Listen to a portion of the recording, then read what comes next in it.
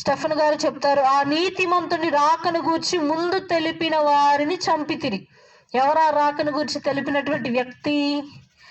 బాప్తిస్మిచ్చి యోహాను. మరి ఆయన అసలు ఎలా మరణించారు అనేది మనం చూద్దాం.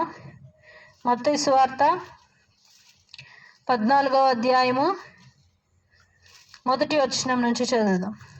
ఆ సమయమందు చతుర్థాధిపతి అయిన హేరోదు యేసును గూర్చిన సమాచారము విని, ఇతడు బాప్తిస్మమిచ్చి యోహాను, అతడు మృతులలో నుండి లేచి ఉన్నాడు, అందువలననే అద్భుతములు అతని యందు క్రియరూపములగుచున్నవని సేవకులతో చెప్పాను.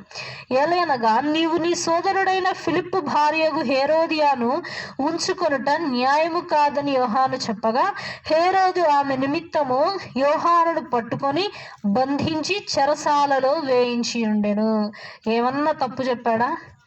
ఒక పొరుగువాని భార్యను నీవు